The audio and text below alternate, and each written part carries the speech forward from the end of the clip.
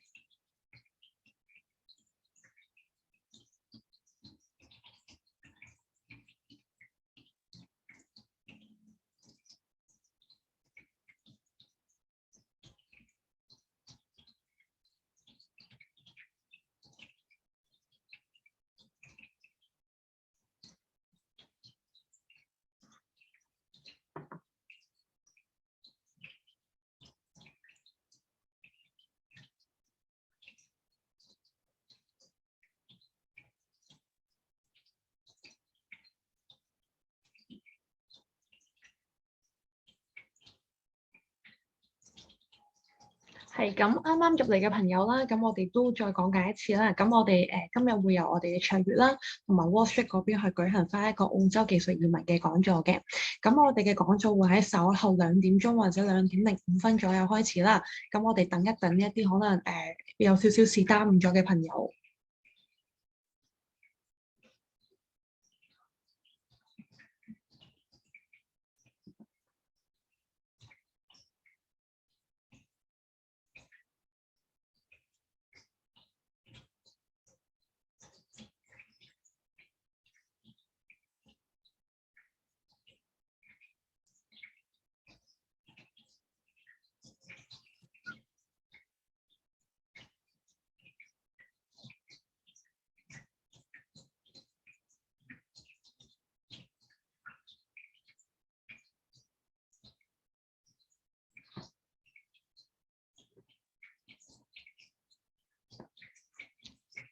係再提一提啱先入嚟嘅朋友啦，咁就今日係由我哋卓越移民啦，同埋 WallStreet English 合辦嘅一個澳洲技術移民嘅講座啦。咁我哋嘅講座將會喺2分鐘之後，或者係2點05分左右，我哋會正式開始嘅。咁可能會等一等有少少事耽誤咗嘅朋友。咁如果有咩問題嘅話咧，可以隨時喺個 chat room 嗰度咧去問我嘅，即係可能聽得唔清楚啊，或者睇得唔清楚嘅話咧，可以再同我講翻嘅。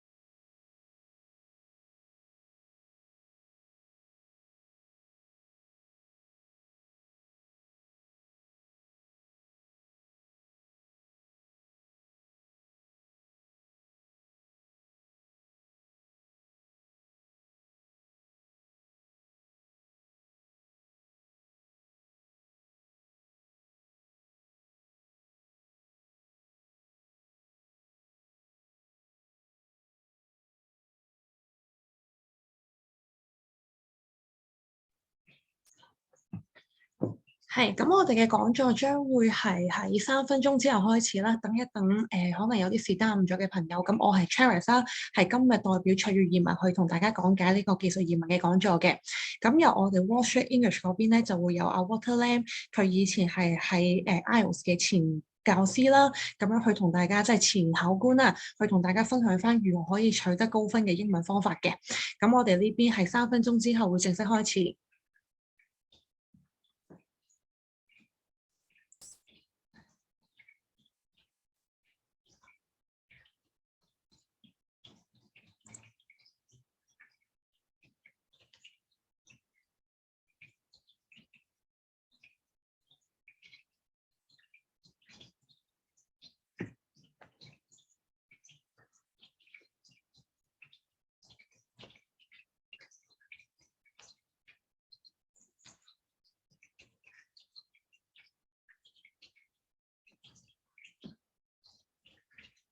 係啱啱入嚟嘅朋友都提大家啦，咁我哋個講座將會喺兩分鐘之後正式開始啦，咁就等翻一啲啱啱可能有時間誤咗嘅朋友，咁有咩聽唔清或者睇唔到嘅話咧，可以喺度留言話俾我知咯，跟住我再去做翻個調整。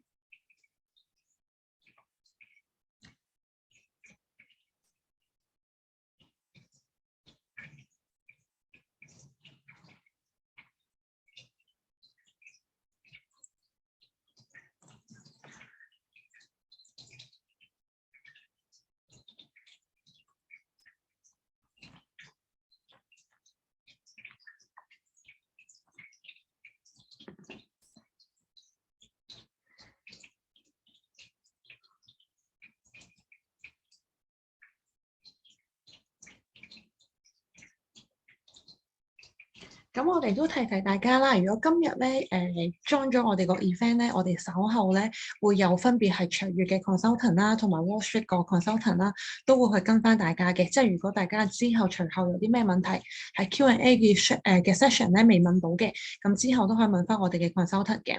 咁我哋都有啲特別嘅優惠俾到今日可以 join 到 event 嘅朋友啦。譬如話 WallStreet 嗰邊啦，佢哋有啲免費嘅測試啊，同埋一啲書本可以送俾大家嘅。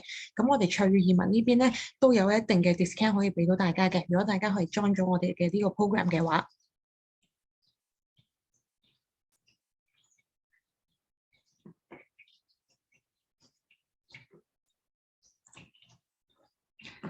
Hello，大家好。咁我哋就我係 Charis 啦，係代表卓越移民呢邊嘅。咁我係 Senior Migration Consultant 啦。咁我哋嚟緊一陣咧，會係有Water Lam 啦，喺 WallStreet 嗰邊嘅一個教師啦。咁佢都會 join 翻我哋呢個 program，跟住之後佢由大家去講解翻如何可以提升到一個英文水平嘅。OK，咁我哋嘅講座係1分鐘之後正式開始啦。咁我哋俾少少時間俾一啲未入嚟嘅朋友。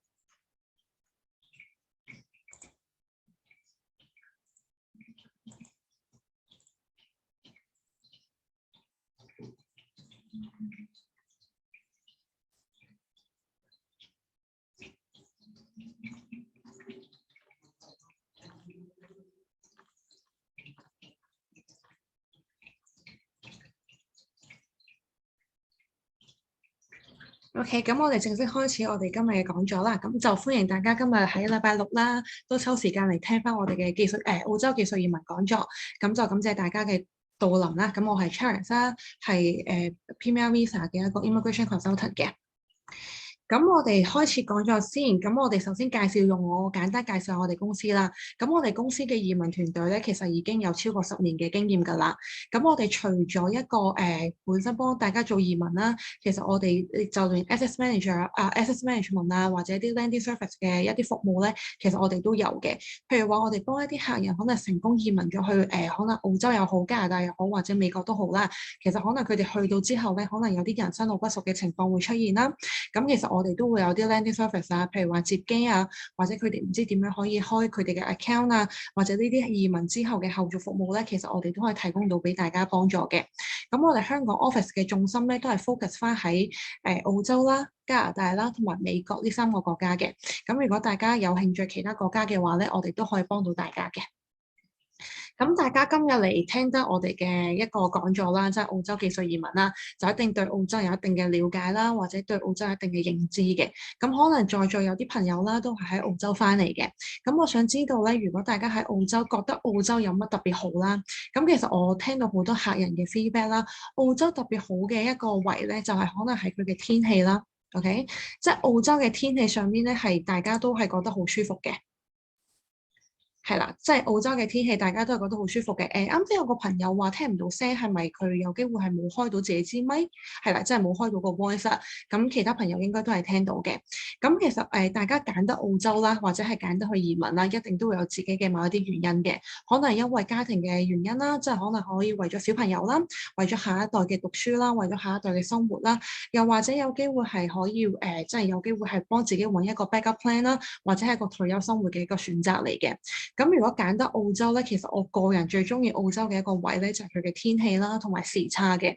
因為澳洲嘅天氣嚟講咧，就當然啦，即係凍嘅時候都會有少少寒啊，但係佢真係可以陽光與海灘係好多啦。譬如話去 Perth 啊，去Brisbane 呢啲地方啊，Gold Coast 啊，都係一個好舒服嘅地方啦。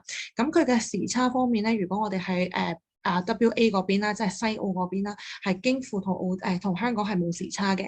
咁無論你係同屋企人嘅一個聯絡啦，又或者係同一啲叫做工作上面，因為而家疫情嘅關係啦，好多人都 work from home 嘅。咁其實工作嘅安排上面咧都係好適當啦，即係冇乜時差啦，唔會好似北美咁樣樣，可能有12個鐘頭嘅時差啦。咁其實澳洲嘅一個時差方面咧，最多都係3個鐘嘅啫。咁就 depending on 我哋去邊個 stay 啦，咁樣樣啦。咁同埋澳洲嘅一個叫做學校啦，其實佢都係一個好出名嘅大學嘅，譬如話有全世界50強啦，譬如話 NSW 啦、UNSW 啦、Melbourne U 啊、Sydney U 啊，其實呢啲大學都係好出名嘅。咁其實澳洲嘅福利嚟講咧，其實佢都係一個好完善嘅一個社會福利啦。譬如話有一個全民醫保啦，即係大家去睇醫生係唔需要俾 additional 嘅錢嘅。咁當然啦，執藥嘅話咧就自己去俾錢嘅。咁同埋澳洲嘅一個經濟嚟講咧，就算喺疫情嚟講啦，其實佢都唔係受太大嘅一個打擊嘅，因為澳洲本身，如果大家有留意翻啊，無論澳洲嘅股票市場又好，或者做一啲基金投資，譬如話我哋有啲188嘅客啦，即係一個投資移民嘅客，佢哋嘅基金嚟講咧，都係一個穩健上升啦。當然唔會賺得好多啦，或者我都唔知佢哋賺幾多啦，但係佢哋都係一個比較穩健嘅，冇暫時未聽到佢哋話蝕啦。咁同埋佢哋都有同我講翻，澳洲嘅股票市場嚟講咧，係相對於比較 stable 嘅，即係唔會好似香港或者美國咁樣樣啦，大起大落嘅。咁跟住咧，澳洲嚟講咧，都係一個 multicultural 嘅一個國家啦。咁其實如果大家有機會去了解下嘅話咧，其實澳洲嘅一個原居民啦，其實係佔好少比例嘅，可能係得1% 定係3% 嘅啫。係啦，咁其實大家都係一啲移民者去到澳洲一齊去生活嘅。咁或者我哋嚟翻今日嘅重點啦，就係澳洲嘅技術移民嘅。其實澳洲嘅 financial year 咧係每年嘅7月1號嘅，即係佢係6月31號啦，7月1號呢個時間咧就係為之澳洲嘅一個新嘅 financial year 嘅。咁其實每一年澳洲嘅移民 quota 咧，其實都係16萬個左右嘅。佢係每一年都係 around 16萬啊、16萬幾啊、17萬呢個機會去波動嘅。咁但係大家如果有留意嘅話，嚟緊咧2022年啦到2023年咧，佢哋澳洲就話因為疫情嘅影響啦，咁所以想吸納多一啲移民嘅人數啦，佢哋會喺 quota 上面咧係會有一個上升嘅，可能會去到19萬嘅。咁呢個要到7月1號之後先會知啦。咁如果我哋今日講嘅技術移民嘅 quota 咧，其實個 total 咧係會有即係79,600個嘅，咁就係分別有一啲唔同嘅一啲僱主擔保項目啊、190啊、189啊，即係技術移民啊等等呢一啲簽證都係包括喺入邊嘅。咁譬如話投資移民嘅 quota 啦，就係由之前嘅幾千個啦，上升到今年嘅13萬。13500個嘅。咁一個 family visa 咧就係上升到7萬幾個嘅。咁呢個就係本身澳洲每一年嘅移民 quota 大概嘅一個分配咯。咁咧，澳洲技術移民嚟講咧，佢上年即係今年啦，佢係點樣分配啦？咁大家有機會有聽過嘅就係一啲叫做 skill independent visa 啦，即係189啦。咁佢今年嘅 quota 咧就係6500個嘅。咁一啲 regional 啦，即係491嘅 visa 啦，就係有11200個嘅。咁一個 state nomination 咧，譬如話190嘅 visa 啦，就有11200個嘅。咁我哋都有做一啲僱主擔保嘅 visa 嘅，咁佢就係個 quota 係最多嘅，係有2萬幾個嘅。咁譬如話大家有聽過嘅 GTI 啦，咁就係一直都係即係呢2年啦，都係賣5個 quota 嘅。咁所以咁樣去 add up 咧 ，total 係有79000幾個嘅。咁好啦，咁我哋講翻一個技術移民嘅一個簽證啦。咁其實技術移民嚟講咧，澳洲咧佢係分 number 嘅，即係譬如話189、190同埋491嘅。咁可能大家喺呢方面比較難去記得啦。咁我通常都會同啲客講咧，係一啲叫做最高、中、低咁樣，可能係容易啲去分啦。咁我可以理解為一個最高級嘅簽證叫做189啦，咁佢就係一個叫 Skill Independent Visa 嘅，咁佢個年紀咧就一定要喺45歲以下啦，咁所有澳洲嘅技術移民咧都一定要喺45歲以下㗎啦。咁呢個189嘅簽證咧，佢個分數咧最少咧要係65分嘅，咁我哋一陣都會 go through 一次嗰個 points test table 俾大家知道佢係點樣計分嘅。咁 IELTS 咧即係英文啦，佢一定要係最少咧係全6嘅，咁可能呢方面到期時點樣去考啦，咁 WallStreet 嗰邊都可以俾到啲 idea 俾大家嘅。咁佢個職業咧要喺澳洲嘅指定嘅職業清單上面啦，即係佢哋要睇翻OK，你而家想申請189，咁係有邊一啲職業可以申請得到嘅？咁佢通常咧就係要喺一啲叫做medium to long term 嘅 occupation list 啦，咁同埋一定要係叫做分得清一個叫做 skill assessment 嘅，即係我哋一定要通過一個技能評估。咁技能評估係做啲乜嘢咧？就係講解翻 OK，我哋而家喺香港做緊嘅嘢，同澳洲佢哋相等嘅職業咧，係咪一個相符嘅一個 duties？ 譬如話我喺香港做 IT 嘅，咁我去到係 IT 我做 system analyst 嘅，咁我哋要睇翻香港做嘅 system analyst 嘅一啲工作，同澳洲做嘅係咪一個相等嘅一啲 duties 咯，咁呢個就係一個 skill assessment 啦。咁呢啲係要俾翻專業嘅一啲 skill assessing authority 咧去做評估嘅。咁關於190同埋491啦，就係一個州政府提名嘅一個簽證嚟嘅。咁所以就每個簽證會有唔同啦。咁我而家就會同大家講翻一個 details 嘅。咁乜嘢係189獨立移民簽證咧？咁一樣啦，佢要 meet 翻一個最少係45歲以下啦，咁個分數要65分啦。咁佢係一個唔需要州政府擔保嘅。譬如話我好彩地，我攞到一個189嘅簽證，咁我就可以去，譬如話我中意 Sydney 住半年，Melbourne 住半年，或者 Brisbane 住半年係 OK 嘅。咁呢個係冇限制嘅。咁只要係5年入邊喺澳洲住滿2年嘅話咧，咁我哋都可以再續一個 PR 嘅。OK， 即係 renew 我哋個 PR 啦。咁咧，佢個職業咧一定要係 medium to long terms 嘅 occupation list， 即係喺呢一 part 啦。咁佢就係譬如話有啲乜嘢職業係可以喺呢個 list， 譬如話大工種類別嘅，就係啲 IT 人士啦、engineer 啦、accountant 啦，或者啲藍領工種咧，其實都係可以喺呢個 list 嘅。咁如果大家唔清楚嘅話咧，我哋之後都有啲 consultant 可以幫到大家去解答翻佢嘅職業，即係而家你哋現時做緊嘅職業咧，可以申請到邊一個 visa 嘅。咁跟住一樣咧，佢都一定要過到一個 skill assessment 嘅，即係啱先所講嘅。其實每一個職業咧，其實係會有獨特嘅一個 skill assessing authority 去幫你哋做嘅。譬如話，如果 accountant 嘅話咧，就一定要 through 一個澳洲嘅 CPAA 嘅機構去幫你哋做啦。咁 engineer 嘅話咧，就要係 EA Australia 去幫你哋去做嘅，即係engineer Australia 去幫你哋去做嘅。所以每一個係有唔同嘅，咁佢每一個都有唔同嘅要求嘅。咁呢個我哋都可以協助到大家嘅。咁所以189簽證啱先都有講一講啦，佢係一個一步到位啦，直接攞 PR 嘅，佢就唔需要話我要 meet 到某一啲條件，我先再去成為佢哋嘅 PR， 就唔需要嘅。佢係當我哋有機會攞到呢個189嘅簽證啦，咁我哋就係一個 PR 嚟嘅，同埋佢係冇地區限制嘅。咁所以呢個分數上面咧就最少65分啦。但係即係 being fair 去講啦，如果189嘅簽證咧現時嘅分數啦，其實係講緊可能要最少要90分或以上㗎啦 ，depending on 職業嘅。如果 accountant 嘅話咧，有機會係高少少啦，可能要100分或以上嘅，係啦。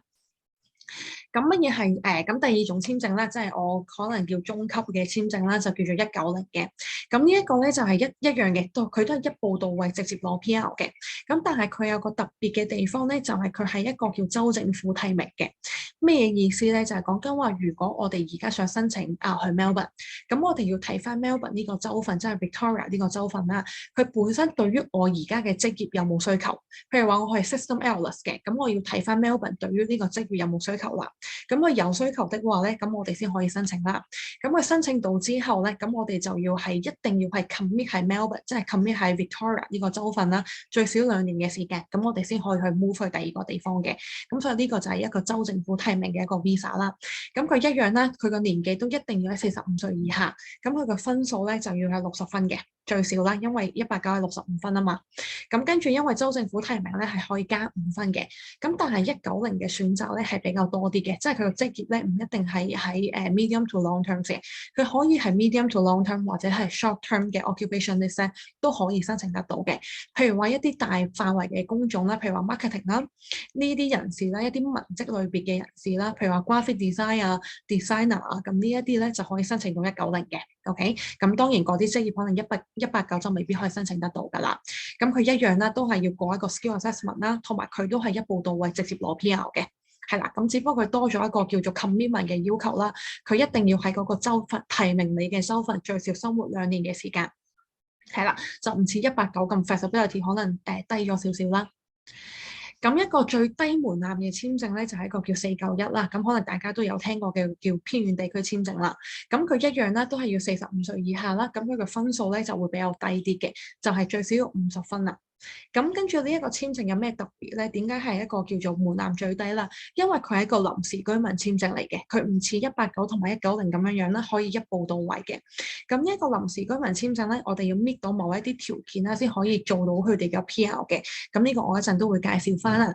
咁491嘅偏遠地區係指邊一啲地方咧？其實除咗澳洲嘅 Sydney、Melbourne 同埋 Brisbane 呢3個地方以外嘅地方咧，其實都係叫做偏遠地區㗎啦。即係譬如話我哋今日嘅主題 ACT 啦，即係佢哋嘅首都 Canberra 啦，其實佢都係列入為一個偏遠地區嘅地方嚟嘅。譬如話成個南澳啦，即係 SA 啦，其實佢都係叫做偏遠地區嘅，係啦。即係佢其實除咗3大主要嘅城市以外嘅地方咧，都係叫做偏遠地區嘅。咁佢咧就一定要係喺譬如話我當啦Sydney。invite 咗即係 NSW 啦，即係 New South Wales 啦，Sydney 個州份 invite 咗我嘅。咁其實我就唔可以，我嘅最主要嘅生活啦，就唔可以喺 Sydney 嘅。我哋可以去翻一啲烏龍港啊，可能偏遠少少嘅城市啦，去生活同埋居住嘅。咁當然 travel 係冇問題啦嚇。咁佢一樣啦，都要過到一個 skill assessment 嘅。咁佢喺職業清單上面咧，可以申請到嘅職業嚟講咧，更加廣啦。即係可能啱先係 medium to long terms 啦，short terms 啦，佢而家連 regional 嘅 list 嗰啲清單都可以申請到嘅，譬如話 HR advisor 啦，咁呢啲職業咧都可以申請得到嘅，係啦。咁佢個分數嚟講咧，如果189係講緊90分以上啦，咁190嘅話可能講緊係75分或以上啦 ，depending on 職業啦。咁我哋試過491咧收到嘅分數最低分咧，暫時係65分嘅，喺2個禮拜之內咧就收到個 Queensland 嘅 invitation 咯，係啦，即係 depending on 每個 occupation 係唔一樣嘅。咁咧491啱先都有講咧，佢係一個臨時居民簽證嚟嘅。咁我哋要搣到某一啲嘅條件啦，咁我哋先可以轉到一個191嘅永久居民簽證嘅。咁呢一個491嘅一個臨時居民簽證咧，首先第一步啦，我哋一定要係居住翻喺 Sydney、Melbourne 同埋 Brisbane 以外嘅澳洲地區嘅。咁同埋我哋一定要做嘢啦。啱先嗰2個簽證其實可以唔使做嘢嘅，咁但係491咧就一定要做嘢啦。咁我哋咧係一定要做3年啦，因為佢5年嘅簽證啦。咁你一定要居住滿3年啦，同埋你一定要達到53,900澳幣嘅一個收入嘅。咁呢一個收入咧，好多朋友就會問我啦，即係好多 client 都會問我啦。咁其實我可唔可以夫婦雙方去加埋做呢個收入啊？唔得嘅。OK，咁淨係可以夫婦雙方任意一方嘅啫。即係譬如話我太太做 engineer， 我做 IT 嘅，咁我可以係either 就係太太去 meet 到呢個 requirement，either 就係我本人去 meet 到，咁就唔可以話我哋2個加埋去 meet 到呢個53,900就唔 OK 嘅。OK，咁跟住咧，其實呢53,900嚟講咧，喺澳洲咧係唔係一個好難去 reach 到嘅一個 amount 嚟嘅。譬如話即係講白少少啦，譬如話我願意去做嘅，其實我一定都會 meet 到呢個53,900嘅一個銀碼嘅，係啦，咁所以呢個簽證咧就唔需要太過擔心啦。咁最快咧，我哋最快可以係3年後啦。譬如話我由 landing 嗰一日開始計，最快3年後 meet 到呢啲所有嘅 requirement 咧，咁我哋就可以轉成一個191嘅永久居民㗎啦。咁就之後你想去邊度都冇問題㗎啦。咁呢個就係491嘅簽證啦。咁其實啱先一直講係計分啦。咁其實佢計分嚟講咧，係會根據翻你個年紀啦、你個英文水平啦。如果有機會考到全7啦，或者全8嘅話，係會加分啦。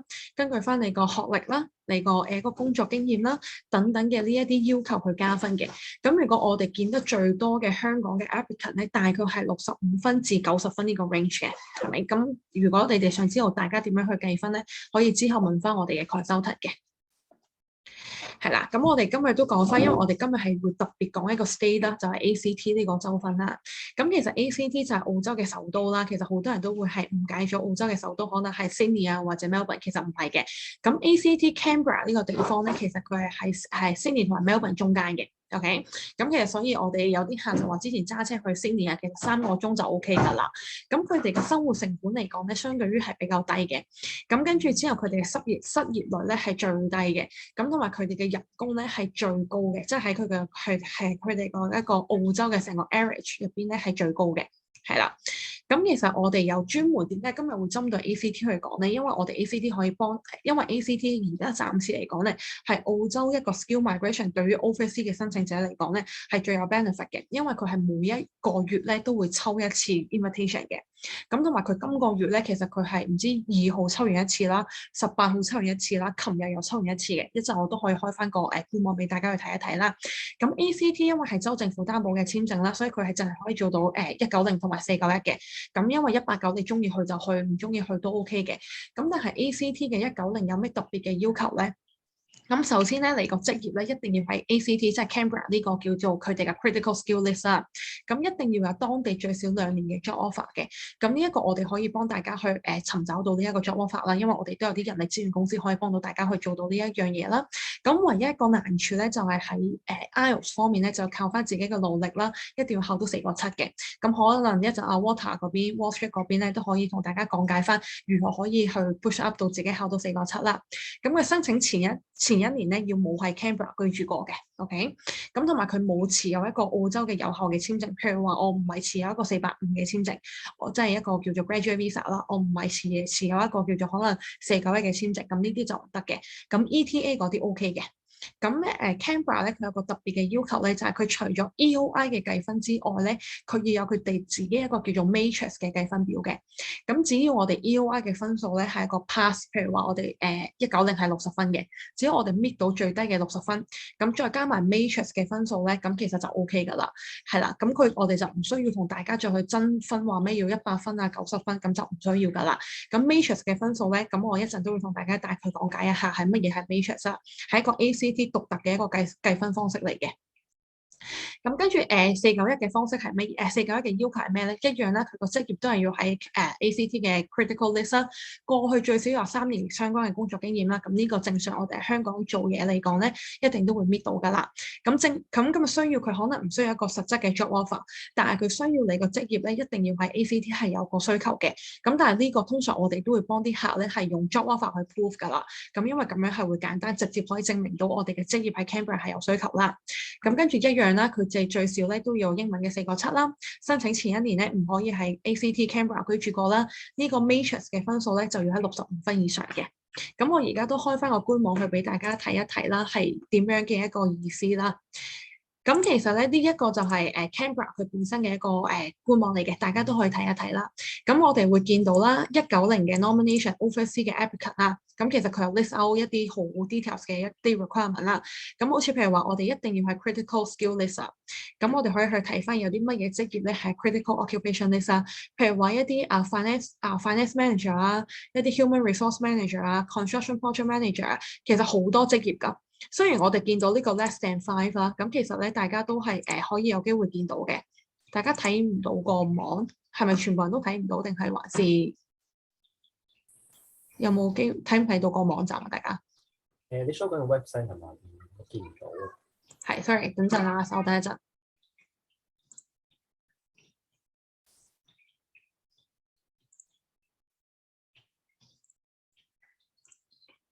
OK， 而家會唔會睇到啊？而家應該睇到嘅，係咁咧。呢一個網站咧就係 ACT 佢哋嘅一個官網嚟嘅 ，OK。咁佢呢個官網咧就係佢哋有啲即係啲好清楚嘅一個要求啦。咁我哋會睇到啦，190有啲乜嘢要求咧？首先第一步，我哋個職業一定要係 ACT 嘅 critical list。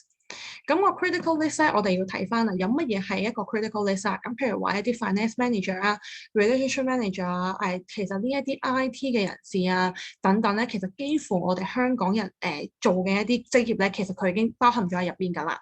咁你哋唔好見佢 less than 5啊，其實佢每一期咧都會抽一個 invitation 嘅。咁我哋咁啱上一期都有幾個成功嘅一個例子啦，咁大家陣間都可以 share 俾大家睇嘅，係啦。咁跟住咧，佢有啲乜嘢要求咧？啱先有所講咧，一個 job offer 啦 ，ACT 嘅 job offer 啦。咁佢呢個 job offer 其實我個人覺得都幾 harsh 嘅，但係我哋可以幫你哋去做到啦。就係佢一定要喺澳洲嘅公司咧係有50人以上嘅 OK，即係佢嘅大家如果有對 Canberra 了解咧 ，Canberra 就係一個比較細嘅城市啦。要揾到間50人公司以上咧，其實唔係咁容易嘅。咁但係當然我哋因為喺 Canberra 都有啲support 啦，咁所以我哋呢個可以幫大家去做到嘅。OK，咁跟住之後就係一啲stat deck 啦，咁呢啲就係好即係一啲好簡單去搣到嘅。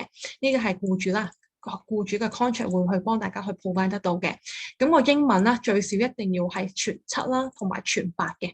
OK，咁呢啲都係你可以帶埋你個 spouse 啊等等呢啲，你都可以帶埋過去嘅。咁所以呢啲所有嘅要求咧，係喺官網嗰度都可以睇得好清楚嘅。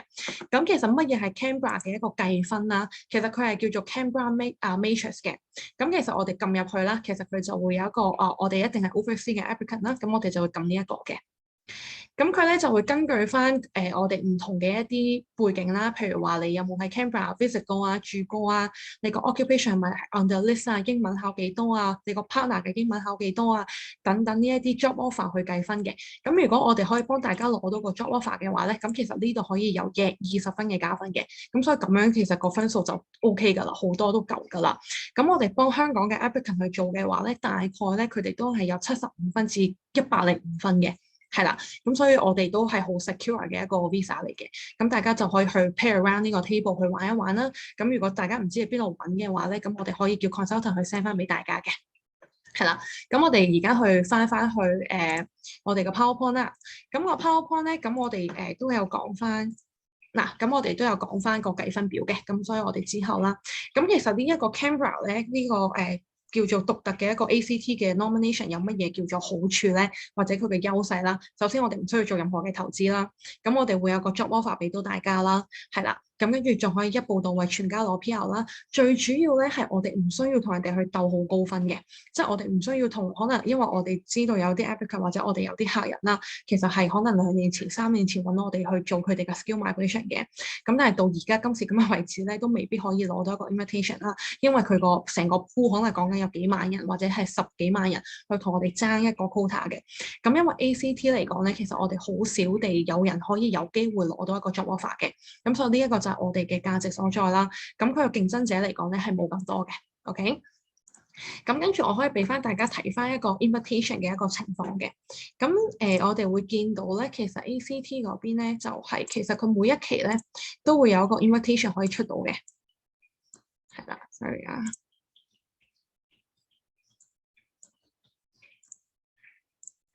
咁咧，大家係其實佢每一期都會有個 invitation 嘅。咁我哋啱先我都有提到啦，其實佢25號又抽咗一 round 啦，係咪？咁我哋會見到 overseas 嘅。咁其實佢抽嘅分數大概，佢呢個分數係淨係計 matrix 嘅分數嘅，係啦。咁呢個分數大家可以去睇一睇啦，喺官網嗰度都可以揾到嘅。咁喺邊度咧？就係一個我哋去翻。係啦，去翻 Matrix 嘅 invitation round 啦。其實佢有講翻佢今期其實佢幾時抽啦？佢抽嘅 invitation，譬如話我哋 overseas 嘅 applicant 啦，190佢抽咗幾多個人，491抽咗幾多個人。咁個 report 咧都係可以喺呢度 download 翻嘅。係啦，即係大家可以睇翻嘅。咁我哋都俾個例子俾大家睇啦。我哋上一期抽中嘅 applicant 佢哋個分數啦。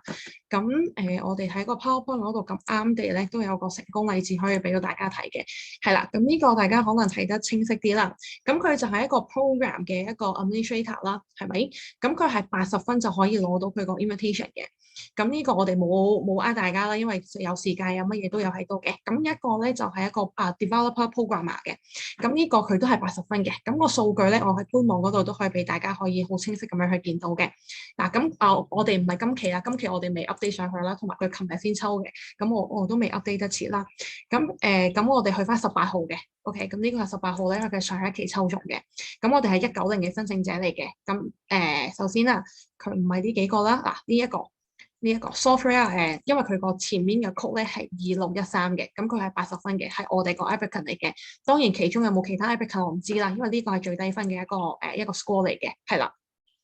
咁跟住另外一個咧就係一個contract and program admin 啦，51111嘅。咁呢個80分都係有我哋嘅 applicant 喺入邊嘅，係啦。咁所以呢一個就係我哋佢係入咗好似等咗3個月左右嘅咋，係啦。咁佢就抽到啦，因為其實佢每一期咧係會抽，即係佢每個月啦，今個月抽得特別多啦，今個月抽咗3次嘅，係啦。咁所以即係佢嘅機會就係咁樣嚟咗咯，就唔需要好似大家咁樣等2-3年咯。係啦，咁呢個大概係佢哋嘅玩法啦。咁有咩問題唔明嘅，我哋可以一陣再問，同埋或者問翻我哋 consultant 嘅。咁同埋咧，其實所有嘅技術移民申請咧，其實佢都係經過一個程序嘅。第一步咧就係我哋要過到一個 skill assessment 啦，啱先一直都有提嘅。咁我哋過到個 skill assessment 之後咧，譬如話 ACT 一樣啦，都係要過個 skill assessment 嘅。過完之後咧，我哋就會提交一個叫做州政府擔保啦，一個 state nomination。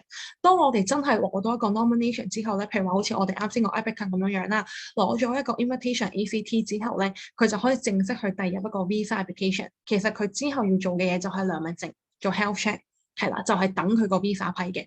咁所以咧，其實成個申請流程咧就係3步好重要嘅 skill assessment， 跟住invitation。如果個 invitation 攞到嘅話咧，其實已經係一個好 secure 嘅一個步驟嚟㗎啦。之後就係等批㗎啦。如果你個 health check 同埋良民證都冇問題嘅話，係啦。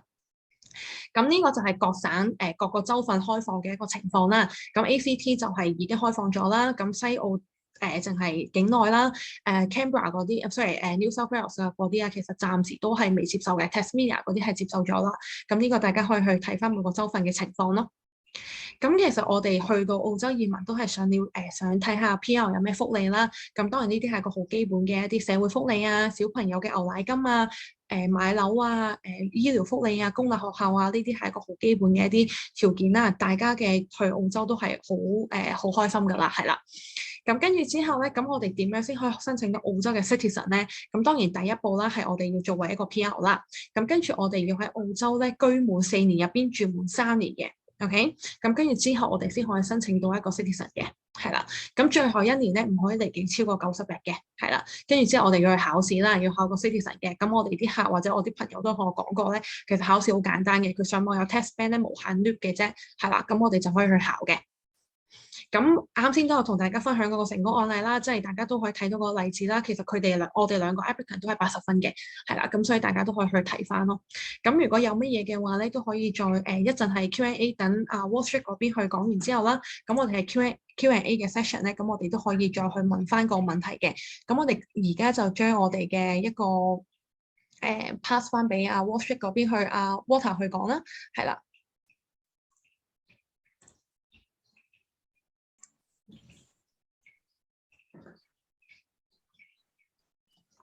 Hello, Water.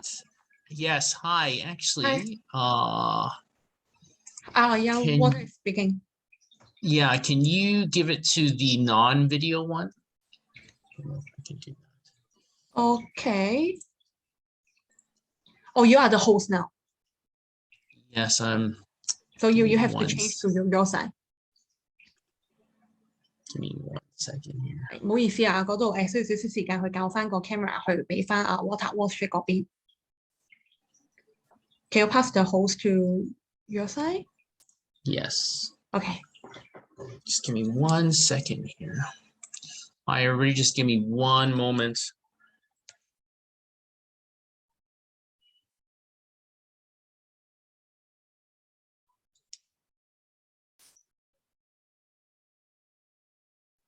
係啦，大家就稍等一陣啦。咁佢嗰邊做緊少少嘅 setting 啦。咁其實啱先我都有見到有啲客人有啲audience 咧係問190同埋491係嘅。其實190係一定會有個50名以上嘅 job offer 嘅公司嘅 job offer 啦嚇。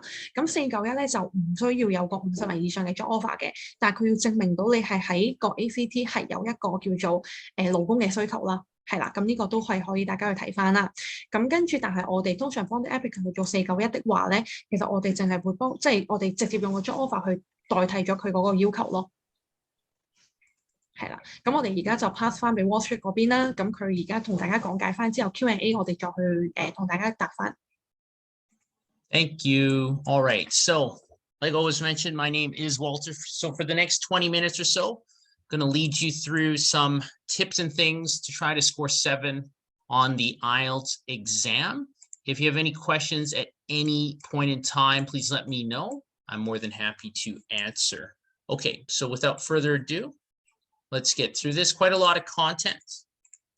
So you probably already know for the IELTS exam, there are 4 different sections. We have the speaking, which has 3 parts, the listening, reading, and then also the writing components with 2 sections. Let's start off with the speaking section first. Now, what you see here is the marking scheme, and you can find this online. It's not a secret, it's quite open. And there are 4 different criteria, and we're going to go through each part. Now, the first criteria that you have is something called fluency and coherence. Now, if you're trying to score 7 or higher, there's a few things you need to pay attention to. Try to speak without noticeable effort. This simply means when you are speaking, does it seem like you're relaxed? So if you're looking around, if you look nervous, if you're making lots of noises, these sorts of things, then you will not score 7, you will score below 7. You have to make it look like it's easy for you. Also, if you do have some language hesitation, it's okay, just you can't have too much of it. Also, you want to reduce repetition, so you don't want to repeat too much, but also self-correction is fine. So this is a very common question I get all the time. If you make an error, should you self-correct yourself? And the answer is always yes. If you do self-correct, you can still score 8 or lower for fluency and coherence. Now, obviously, if you're constantly correcting yourself, then you're going to score much lower, but always try to correct your mistakes. The examiner is going to listen to you 2 times, one in person, and then they also record you. So when they go back to their office, they listen to your recording a second time. They will catch your errors for sure. There's no possibility that they will miss it. So even simple things like dropping an S or getting the tense wrong, they will hear it. They will hear it. So make sure to self-correct if you detect an error. The last thing, and maybe the most difficult aspect of fluency and coherence, it says to use a range of connectives and discourse markers. Range of connectives, we're talking about words like and, but, because. Those 3 are the most common. You have to avoid using them far too often. Instead, you should use advanced linkers. To show addition, you might say furthermore, you might say moreover, you might say additionally. To show contrast, instead of using but, you might use on the other hand, nevertheless, despite, to contrast, lots of options there. And for because, you want to use something like as a result or leads to. There are lots of different advanced linkers you can use. Try and use them for both the speaking and the writing portions of the exam. It also mentions discourse markers. Discourse markers are words that provide no informative value. However, they make you sound much more fluent when you're speaking. So you only use this for the speaking part of the exam, not the writing part. There are many times when people speak, they may make noises like those sorts of noises. Remember that the exam is an English test, and as such, they are trying to evaluate you on your level of English. You have to use English for them to assess that. The discourse markers you can use instead of those noises would be things like well, actually, so, yeah, you know, these sorts of words. These are quite common and you should use them quite often. The other thing though is make sure that you use a range of them. Some students can use them. However, they may only use one over and over again. So they might say well 20 times. You can't do that. You have to use a range. So those are some of the key aspects you should try to use to score 7 or higher for fluency and coherence. Next, we have something called Lexical Resource. It's a fancy word. All it means is vocabulary. Make sure that you can use vocabulary to discuss a variety of topics, specifically topic-related vocabulary. And we're going to see some examples soon in regard to that. It also talks about idiomatic vocabulary. Make sure that you have some idioms, things like it's a piece of cake, or it happens once in a blue moon. These sorts of idioms are required for you to score 7 or higher for vocabulary when you're speaking. After you use an idiom, the examiner will then attempt to verify or confirm that you understand what that idiom means. So if you say, I go to the movie theater once in a blue moon, they may ask immediately afterwards, oh, so you go to the movie theater often? And you would have to say, no, I go rarely. In the past, there were many test candidates that would memorize many idioms and use them randomly. However, there was no way to verify if they actually understood what was said. So that's why now the examiners are trained to check. So you have to keep that in mind. If you do use it, they may check.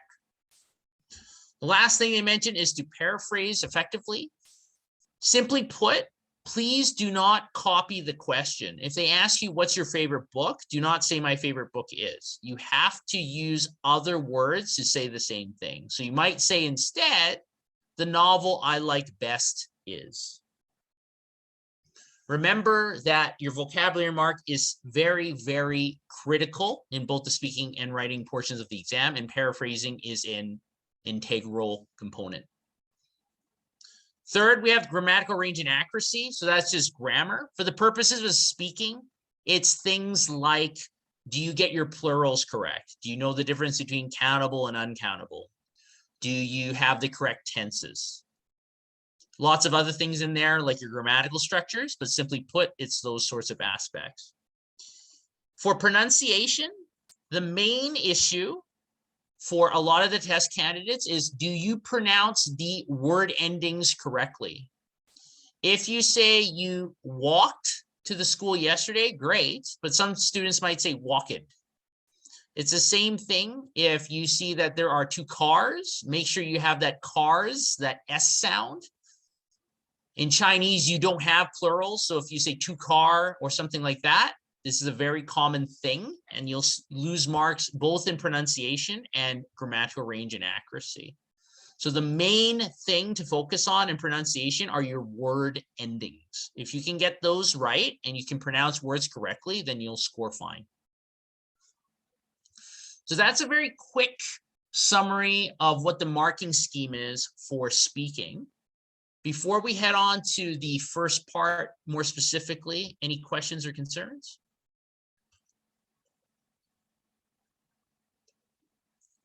If anything does come up, you can always just write in the chat and I will answer it. Okay, so let's talk about speaking part 1.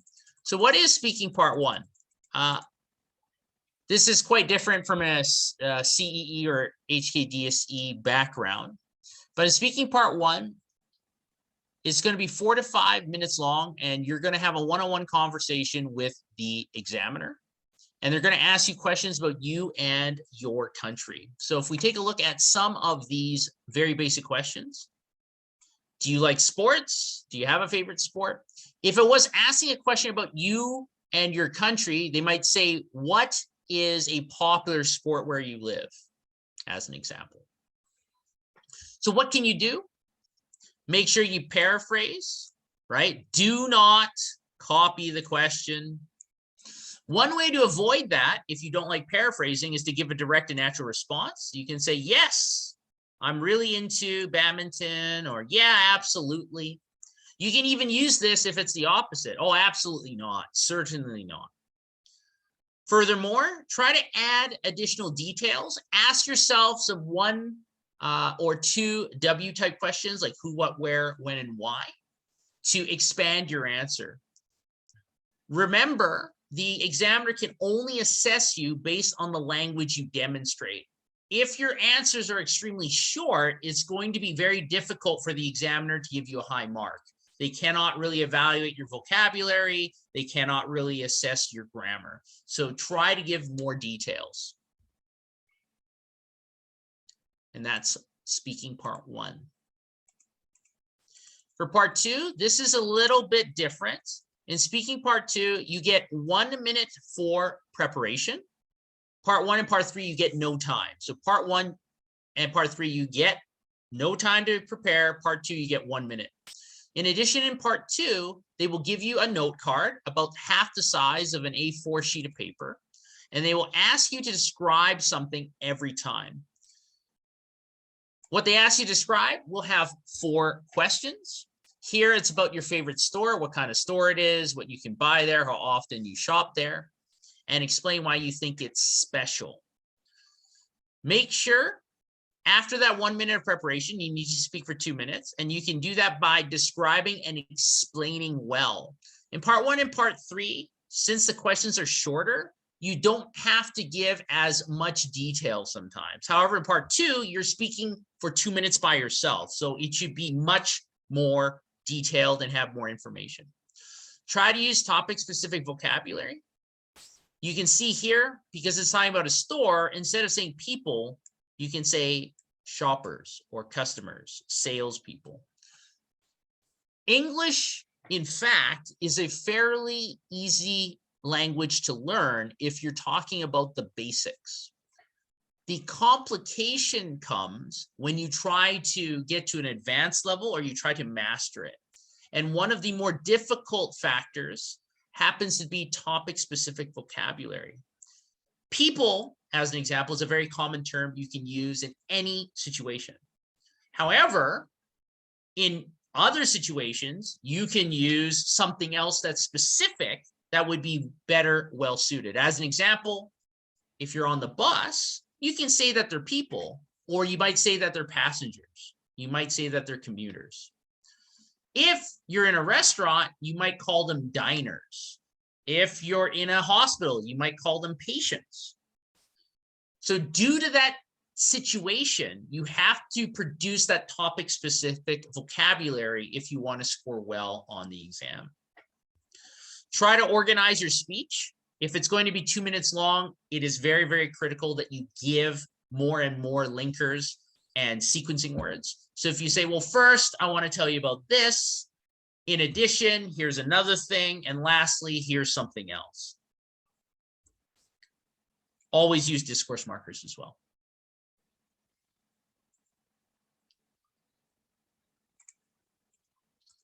Let's move on to the last portion of speaking. So in part 3, it's more like part 1. It's about 4 to 5 minutes long, and they're going to ask you abstract questions. If you take a look at the middle here, they've given you some example questions. Do you think people's shopping habits will change in the future? This is a lot more complicated than what's your favorite store. Because the questions are much more abstract, you are expected to give more support and justification for whatever you say. So keep that in mind. Very similar information here. Give a direct actual answer, paraphrase. The main aspect you should pay attention to is support and explanation. Like I mentioned, since the questions are more complicated, they expect a more complex answer and specific examples and details. In fact, sometimes your answers may be 30 seconds to a minute long. Now, you cannot answer all the questions in part 3 that way, but some of them definitely it is expected. So be ready to have longer answers with more information. The last thing I'll mention for speaking part 3 is your answers do not have to be scientifically correct. It is not a history exam. It's not a science test. They just want to see your level of English and if your ideas are logical and do they make sense. So even if it's historically wrong or scientifically inaccurate what you're saying, you can still score a good mark as long as your support is making sense. Any questions about speaking? Okay, well then let's go to writing. Now in writing task 1, you're going to be given about 20 minutes and it's worth 1/3 of your mark to write at least 150 words. Usually you should write around 200. Now for the general part of the exam, you'll be asked to write a letter. Now the letter can be either formal or informal, so that is a part of the marking scheme. If you look at this, it is almost identical to the writing task 2 marking scheme and very similar to speaking as well. So if you notice here, vocabulary, grammatical range, and accuracy, identical, exactly the same. Coherence and cohesion, though, means how's it organized. The main thing you have to do here is use lots of linkers. And keep in mind, they will always ask you to do multiple things. They will either ask you to do 1, 2, or 3 things.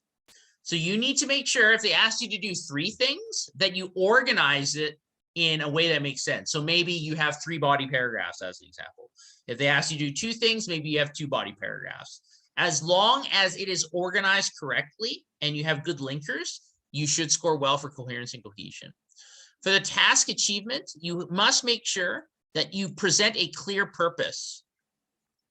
Make sure the tone is correct and appropriate.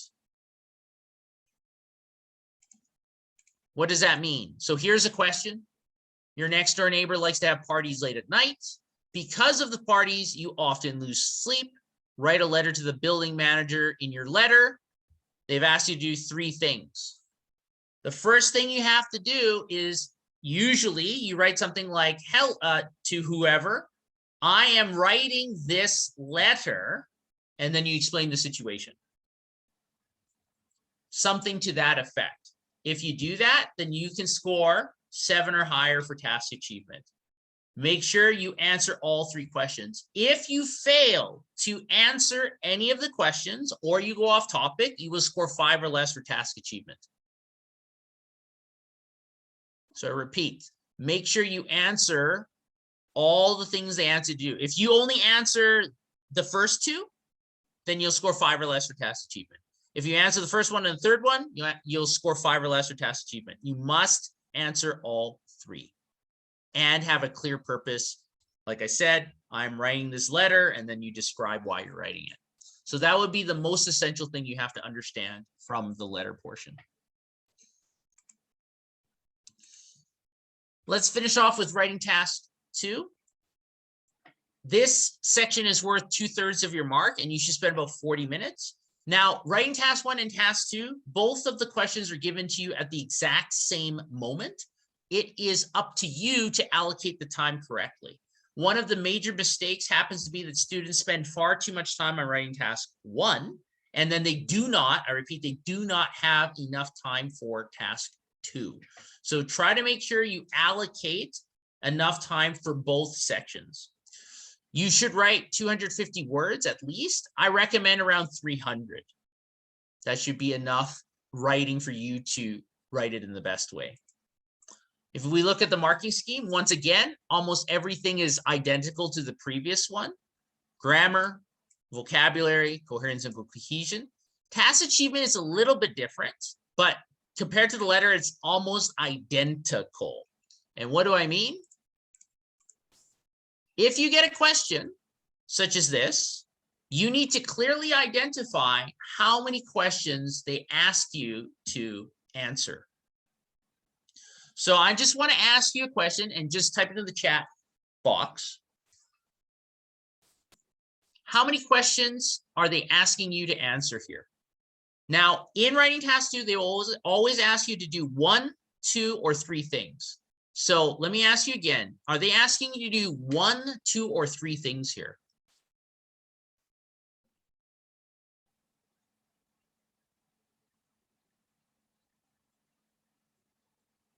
I'll give you a moment to take a look at this question in the pink area. Do you think they're asking you to answer 1, 2, or 3 things?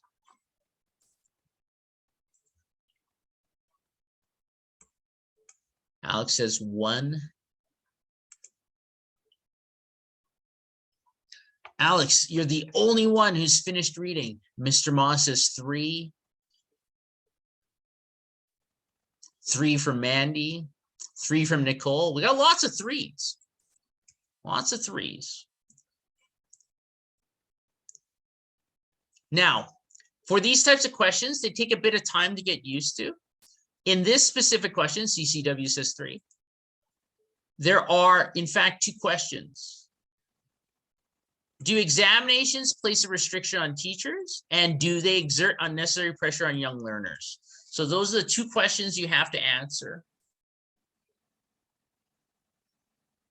In addition, because it asks you to what extent do you agree or disagree, you need to give your opinion. So you have to answer those two questions while giving your opinion. So you can see here in this sample introduction, the idea that these evaluations have become a limitation on instructors, that's the first question, while causing unneeded stress on youngsters, that's the second question. And then I would opine, that is giving your opinion. Very similar to the letter, you have to make sure that you answer either the 1, 2, or 3 questions they've given you in the correct format. If you don't, you'll score 5 or less for task achievement. If you do, you'll score 6 or higher. And that's about it. Obviously, there's a lot more information in regards to the IELTS exam. Are there any questions for me before I pass it back? Any questions about the IELTS exam or English in general?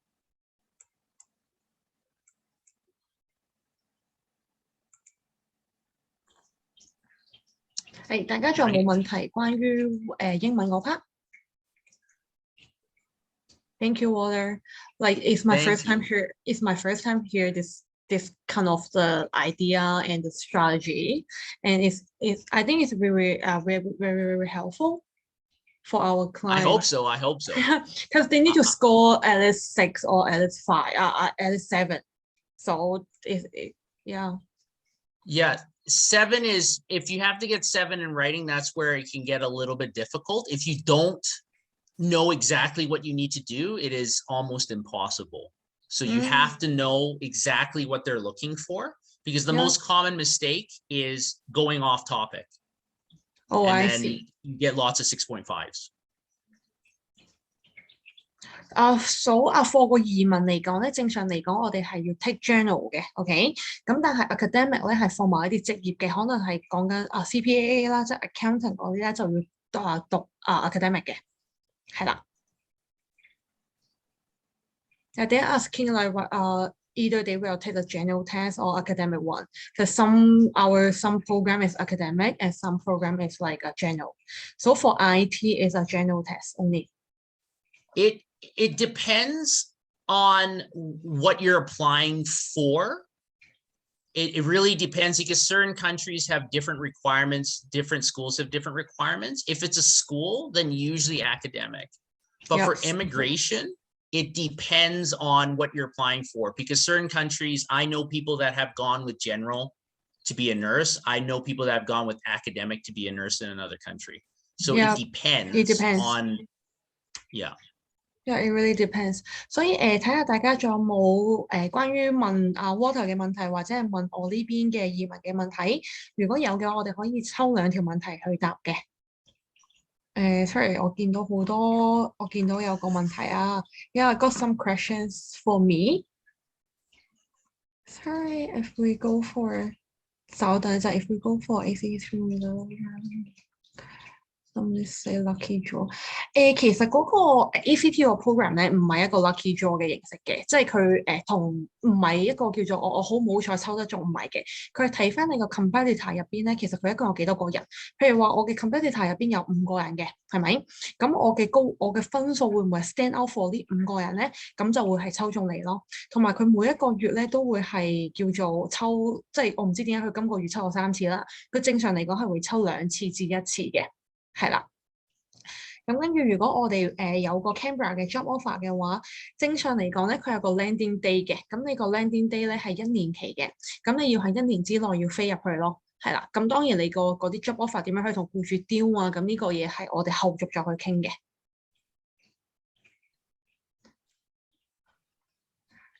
澳洲 as announced Australia compared to 如果我哋大家有聽過嗰啲491 sorry 聽過嗰個香港人嘅救生艇呢個 stream 啦，係咪？即係之後你哋要喺澳洲 IDA 482啊等等485啊，之後再下翻189或者191嘅，咁呢個需時嚟講比較長嘅，即係起碼482咧，你要係3年或者4年之後啦，最快你先可以係申請到189或者191嘅。OK，咁如果你去讀書嘅話咧，首先你要讀咗2年先，讀完2年之後咧，我哋再去 stay for 3年或者4年嘅時間，即係你 total 加埋可能要7年嘅時間，你先可以攞到個 PR 咯。咁所以你哋會即係你哋自己去諗一諗啦，到底邊一個係會比較簡單同埋會比較快嘅？係啦，即係我哋而家提供嘅無論係正常嘅 skill migration 又好，或者呢個190 ACT 嘅 program 都好啦，其實我哋係直接可以攞 PR 嘅，可能個申請時間係講緊1年半至2年 for 成個 program 啦嚇。咁但係如果我哋係高課420又好，因為我哋都好多客係做420嘅，但可能佢哋個 age 嚟講咧，或者佢哋個 occupation 唔中或者考唔到英文嘅，咁其實420係絕對係比450快嘅，因為450係 take around 講緊係最少你要讀書讀2年啦，讀完2年之後再申請一個 graduate visa 啦，申請完 graduate visa 之後咧，你再要做嘢3年或者居住4年，咁樣你先可以攞到一個PR 咯。咁所以大家可以去分析翻啦，係啦。如果係正常嚟講咧 ，Medicare 咧，我哋係 PR 又好或者 TL 都好咧，即係除咗450啊，如果我哋係一個叫做189、190、491嘅申請者嘅話咧，其實已經係 Medicare 已經係 apply 得到㗎啦，係啦，即係成所有嘅 Medicare 都係 include 咗㗎啦。咁跟住之後，如果我即係去工作方面咧，我就唔可以俾到一個好叫做好 accurate 嘅一啲 guideline 俾你啦。但係 marketing specialist 咧，我哋係有做過嘅，但係講緊係4-5個月之前啦，係啦。咁所以呢個我唔係好記得佢個 case 大概係點樣樣啦，但係我哋之後可以 share 翻俾你睇咯。係啦，咁個 agent fee 咧，我哋都係會請翻個 consultant 去答翻你哋啦，因為喺呢度我哋都唔方便去透露啦，係啦。係啦，如果你 over 咗45歲嘅話咧，咁其實我哋就apply 唔到呢個190、491啦。咁我哋可能要高課450啊，或者一啲投資移民嘅簽證咯。係啦，420、450啊，咁我哋都有啲 path 嘅。係啦，我哋係sorry, Walter, are you still here? Yeah, I'm here. Yeah, we saw a question about WallStreet. Yeah, yes, the WallStreet IELTS programs is looking at a score of 7 because that's what most people are looking for. So definitely if you go to the any center, or I mean if you want to stay behind, maybe I can give you more information afterwards. I also teach one of the online classes if you're interested, but our programs are directed in that area for 7 or higher. Alex is asking, is there any course that targets for 8? Usually no. What I would say is this: it doesn't really matter depending on your teacher, because your teacher will be able to give you direct information about what you need to do to score 8. The difference between 7 and 8 isn't that much. It's mostly fewer mistakes. So the level of vocabulary that you would use, your grammatical structure, all the same techniques, you just have to lower or minimize the amount of mistakes you make. But there are some specific things you can do, but definitely your teacher would know. I've helped so many students score 8 before. It's just minimizing errors mostly. OK, got it. Thank you, Walter. 我見到有個問題咧，即係我哋會揀最後2條問題去答翻大家啦，因為大家1個鐘嘅時間啦。咁如果其他有啲咩問題嘅話咧，都係直接再問翻我哋嘅 consultant 嘅。咁首先我見到一個 ACT 有個朋友仔問啦，咁190同埋491嘅 program 咧係咪一定要全7嘅？係冇錯，就算你個本身自己嘅 occupation 咧係全錄，淨係 request 你全錄嘅英文都好啦。因為點解我啱先都有講啦，其實 ACT 你個競爭者係好少嘅，因為首先唔係每個人都可以考到全7啦，呢個第一點啦。第二點就係唔係每個人都可以有個 job offer 嘅，仲有50人以上嘅。咁所以其實我哋可能由10萬人嘅一個 pool 入邊，我縮減咗 meet 到呢啲 requirement 嘅人得翻2個或者5個，咁其實我哋咪好 stand out 咯，因為香港人嘅分數其實唔低嘅。係啦，咁呢個大家係留意翻咯，所以一定係要全7嘅。咁所以 that's why 我哋今日 invite 咗WallStreet 嗰邊去同大家講解翻點樣可以考到全7啦。特別係我見到啲客人嘅一啲比較差，即係可能爭少少分數嘅一個分數咧，就係講緊佢哋 writing 同埋佢哋 speaking 嘅。咁所以啱先阿 Walter 都有同大家講翻點樣係 writing 可以容易啲攞到7啦 ，speaking 要注意啲乜嘢啦。其實我哋都有同大家分享過嘅，係啦。Tess is asking regarding the IELTS, is there anything you should pay attention to the computerized based one? So this would be the main recommendation. The only time you should do the computer one, and I must stress this, most students, the mass majority, score better on the paper version. The only time you should take the computer one is if your typing is much, much faster than your handwriting for the writing portion. Mm-hmm. For That's all other students, they should take the paper version, because what happens on the computer version is when you type for writing task 1 and task 2, it's a blank screen. It's just a white screen. Any errors or mistakes you make, it's very hard to see. And so typically students score about 1 full point lower on the computer version compared to the written version. And if you think about it, it makes sense. On the written version, you're slowly writing, but you can see what you're writing and you can go back and you can erase and you can do these sorts of things. For the computer version, it's hard to see. And so you'll get lots of spelling errors usually. So like I said, the only time I would recommend someone to take the computer one is if your typing is really, really fast compared to writing. I see. There's no autocorrect.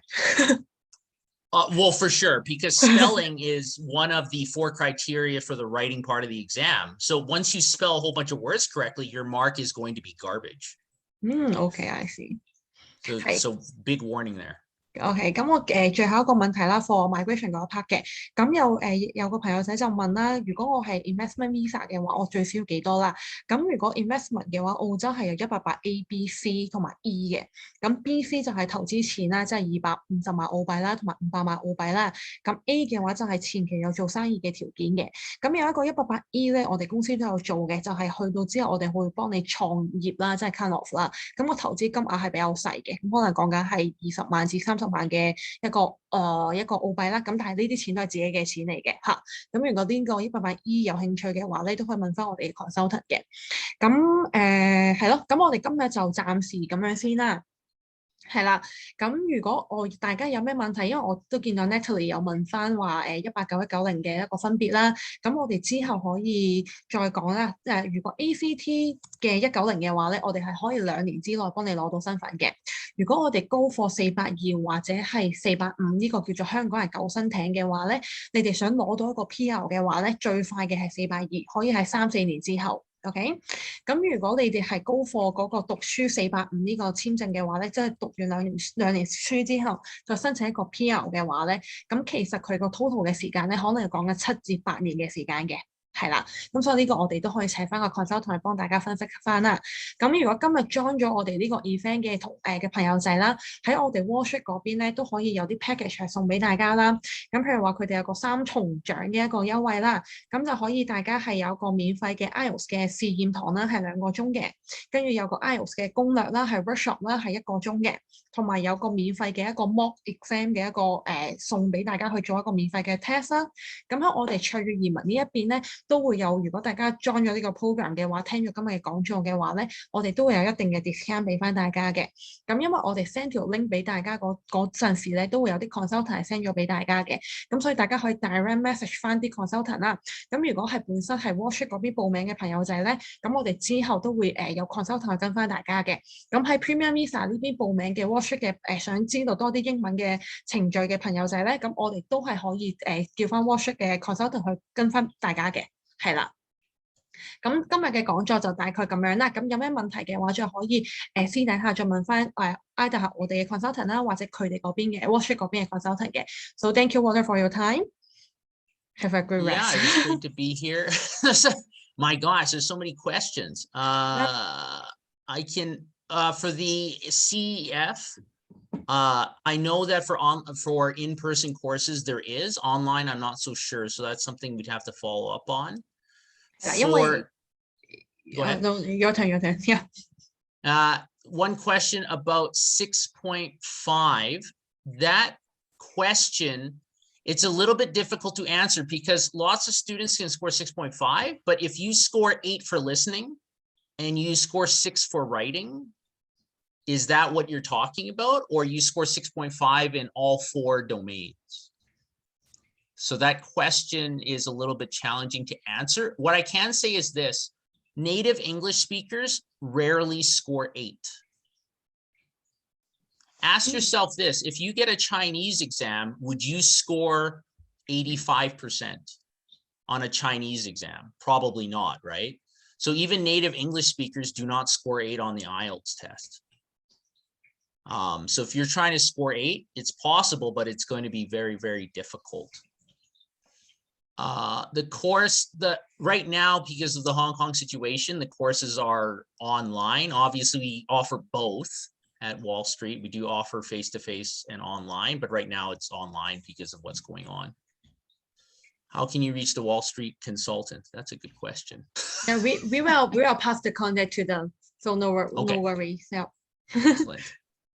Yeah. Do you also teach OET and PTE?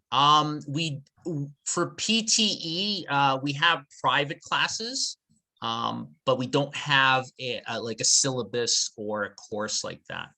嗱，點解會 OET 其實好難喺出邊有得 teach 因為 OET 咧係 for 一啲醫護類別嘅人去考啦嚇。咁其實好多 terms 咧都係啲好專業嘅一啲詞彙嘅，咁所以如果你係一個講師去講嘅話咧，未必係大家都咁叻咯。咁 PTE 嘅話，我知道 WallStreet 佢哋係有嘅，咁 IELTS 當然都更加有啦，咁樣咯，係啦。咁 so thank you everyone for joining today's webinar。And 如果你哋有咩問題嘅話咧，可以之後再 contact 翻我哋啦。咁 thank you Walter for joining。It's good to be here. Yeah, so that's it for today。係啦，咁 Bye 就多謝大家啦。咁有咩嘅話，我哋再係 contact 翻 consultant，咁我哋都有你哋個 list 噶啦。咁我哋就會 contact 翻你哋嘅。咁唔該晒大家。